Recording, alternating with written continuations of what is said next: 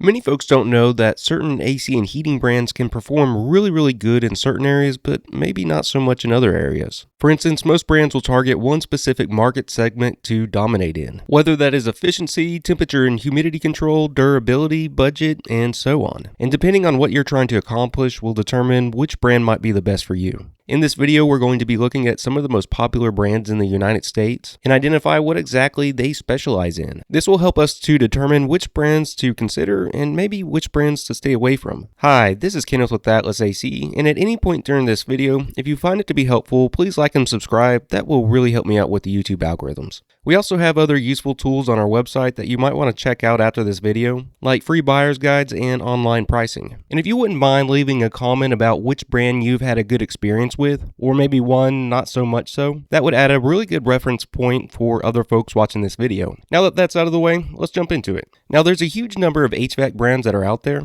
Some can be fairly small, catering to a specific niche. However, in this video, we're going to be looking at the largest manufacturers that dominate here in the United States. And we're going to be focusing on what drives these companies and how that correlates into their products. Before we get started, I do have to make a disclaimer. Here at Atlas AC, we sell Carrier as our primary product offering. We also sell Goodman as well. And throughout this video, I'm going to do my best to be as non-biased as possible and just simply tell it how it is. All right, let's get started by covering one of the biggest plays that was made in the HVAC industry very recently. Bosch, who is a German manufacturer largely known in the automotive industry. You also might be familiar with some of their appliance or tools. You probably don't know this, but they have been selling residential HVAC equipment in the US for years now. However, in the grand scheme of things, the amount of HVAC equipment they move is tiny in comparison to some of these other big guys. It looks like they wanted a bigger piece of the action because in 2025, they bought out Johnson Controls' light commercial and residential HVAC lines. Now brands like York, Coleman, Lux Air, and Guardian are now under the Bosch parent company. And it looks like what they're doing is they're positioning the Bosch product line to be their premium offering, which makes sense because the Bosch product line is already extremely limited. They only offer variable speed heat pumps with optional efficiencies. You can get it as a traditional heat pump with an air handler or go dual fuel with a furnace. And the only furnace offerings that they have is a 96% furnace. Basically no minimum efficiency cheap products. Because of this is going to make their product line fairly pricey. That being said, what does it mean for the future going forward? Well, for York and these other brands, it might end up being a good thing for them. Because when Johnson Controls owned them, I always saw it that they treated them like a stepchild. Because their main business revolved around really heavy commercial. And I felt like they were primarily using these product lines for their own needs, and secondarily for retail. Bosch might come in and reset all this and put a strong focus back on the homeowner. If that ends up being the case, I would expect to see these brands end up strengthening over time. The big question I have is whether or not they're going to add additional products to the Bosch line, making it more well-rounded, and then make a big push into the US market. Kind of like what Daikin did. I guess only time will tell. Now, if there's one thing that this group probably does the best, is if you're really into smart home setups, Bosch does have the largest smart product lineup on this list. From HVAC systems to water heaters to appliances and so on. Having it all under one umbrella might end up working out the best. Now let's jump over to Daikin. Daikin is a Japanese-owned company, and from a global perspective, they are the largest HVAC provider in the world. And under their North America umbrella, they have 3 different brands. Daikin, which is their premium line, Amana, their mid-tier, and Goodman, their budget. And out of these 3 lines, the brand that they're most popular for is Goodman. Goodman dominates in the multifamily space, and since they have some of the cheapest equipment in the market, they end up being one of the most cost-effective solutions when it comes to replacing an HVAC system.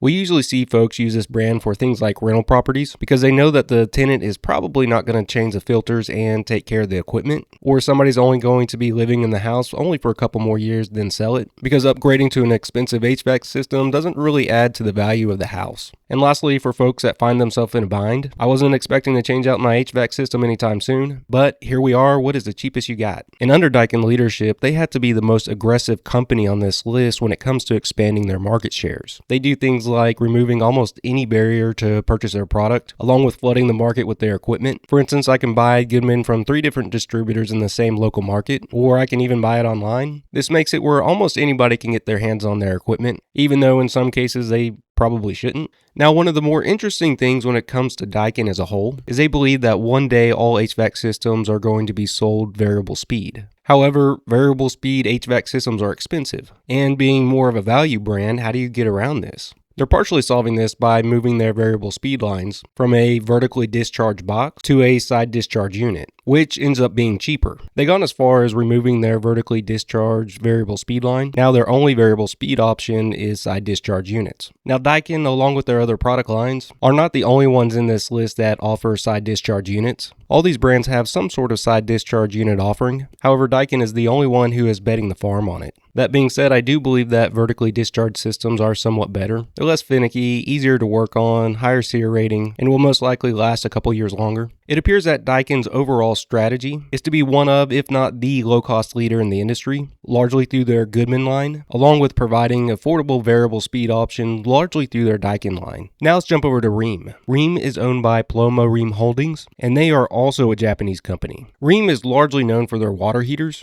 However, in HVAC, they don't have the biggest of market shares. However, they are still a fairly sizable company. And they have two brand offerings, Rheem and Ruud. And the differences in between these two brands are arguably nothing.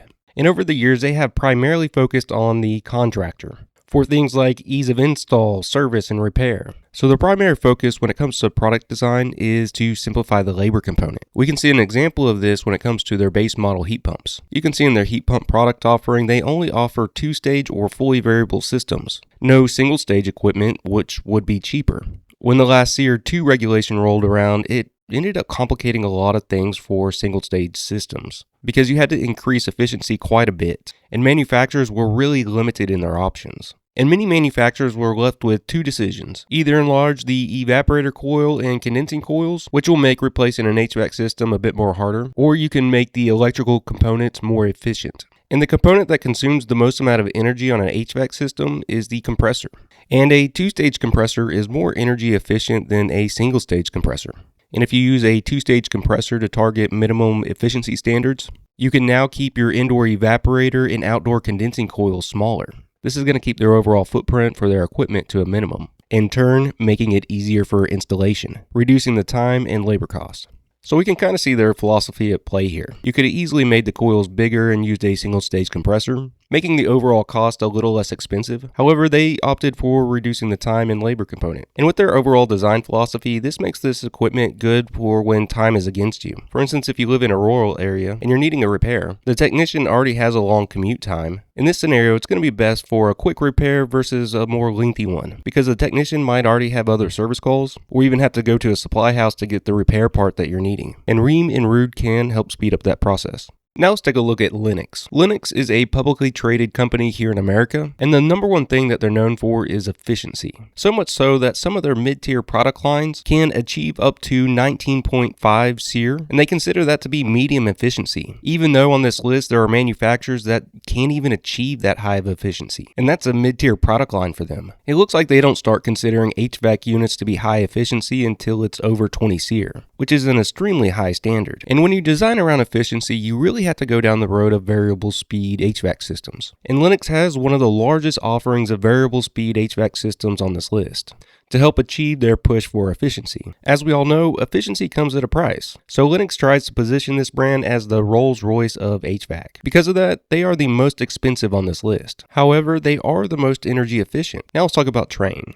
Trane is a publicly traded company headquartered in Ireland. They're headquartered there to skirt taxes. They have an American standard product line. They should probably call it Dublin Standard or Doubled Standard. All joking aside, the heart of Trane is here in America. Trane is one of the largest North American HVAC brands and one of the most popular. And the one thing that they have tried to position their product to be the most is for reliability. It's even in their slogan. It's hard to stop a Trane. Back in the R22 days, Trane was making their HVAC system so tough that you can easily get 30 plus years out of them. Every now and then we'll still run across a 40-year-old Trane out in the wild that's still running, which is kind of crazy. However, once we fast forward today, they don't last near that long anymore, closer to 15 to 20 years. And the reason for this is going to be one of two reasons. Either it's due to all the regulatory changes, where they had to use refrigerant that ran at a lot higher pressures inside the system, creating more wear and tear, or they realized that products that lasted 30 years is bad for business. That being said, a Trane is probably going to be a little more durable than the other brands on this list. However, it's not going to be by very much, like it used to be in the old days. Now let's jump over to Carrier. Carrier is a publicly traded company here in America and is one of the largest HVAC providers. And the key focus that Carrier has on their products is innovation. They want to be the market leader, not just in one category, but all of them. let's take a look at their R&D budget and see if they put their money where their mouth is. Here we're looking at a comparison in between Carrier and Trane's R&D budgets. I'm using Trane as a sounding board here because their top line revenues are very similar. That being said, I have a couple disclaimers about this. These numbers are including the R&D budgets for all their products. That means chilled towers, heavy commercial, light commercial, and residential. Lastly, I did use AI to get to these numbers, so we know that it is 100% accurate. I'm just kidding. Take all this with a grain of salt. According to AI, it is showing that Carrier spent a substantial amount more on R&D than Trane did. And the reason for this is Carrier is trying to be the best at everything, and Trane's number one focus is reliability. So it appears that Carrier is fighting a whole lot more battles than Trane is. And what this has done is made Carrier's product lines a whole lot more well-rounded. Meaning whenever you look at the performance of their equipment, they're either best in industry or second best in almost every single category. And one of the areas that Carrier has been focusing on the most is their heat pumps. And you can see how much bigger their heat pump offering is over their straight cool air conditioners. And they're also about to add another 5-stage heat pump to their product offering later this year. And I have a couple theories on why they're developing out so heavily in this area, and it largely has to do with the direction of industry regulations. That's going to make it harder and harder to use gas furnaces. For example, in 2028, a new regulation is going to kick in, where manufacturers are no longer able to manufacture 80% AFU furnaces. They can only manufacture 95% furnaces and up, and a 95% furnace costs roughly twice as much as a 80% furnace. Not to mention some of the modifications that have to be made in order to convert it from a 80% furnace to a 95% furnace, driving up the installation cost some. And they're probably looking at it from the aspect that homeowners are probably just going to throw up their hands and say, you know what, let's just put in a heat pump.